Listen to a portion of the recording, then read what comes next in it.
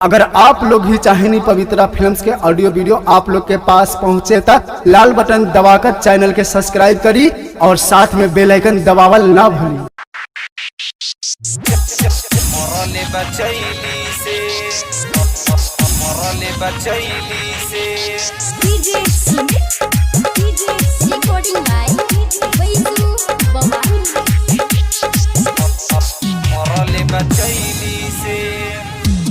देवरा के देनी न फैली से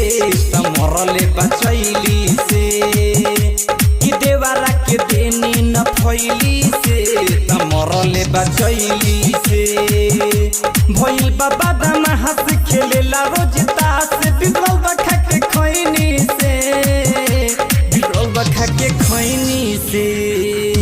कि देवरा के देनी न फैली से तमरले बचैली से कि देवरा के देनी न फैली से तमरले बचैली से तमरले बचैली से कि देवरा के देनी न फैली से तमरले बचैली से कि देवरा के देनी न फैली से तमरले बचैली से मरले बाई सन मारे रे सखिया निकलल बा देहिया में दागरे मन कहरे भाग जाई नई हरवा लागल बा देहिया में जागरे देखा के उ त पोज मारेला रोज रोज देखा के उ त पोज मारेला रोज रोज बिगड़ल बा उ त शैली से बिगड़ल बा उ त शैली से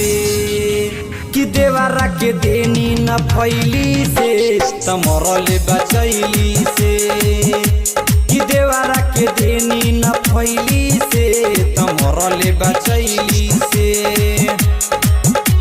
तमरले बचैली से कि देवरा के देनी न फैली से तमरले बचैली से कि देवरा के देनी न फैली से तमरले बचैली से राइटर पवनवा छुए जोवनवा माने न रोशन कहनवा हो निको न लागे रजुआ के चलावा छुएला हमरो जोवनवा हो रौनक के नवीन देखल चाहे सीन रौनक के नवीन देखल चाहे सीन पूरा पैली से पूरा पैली से कि देवरा के देनी न फैली से तमरले बचैली से कि देवरा के देनी न फैली से तमरले बचैली। रिकॉर्डिंग स्टूडियो मलंग चौक बाजार।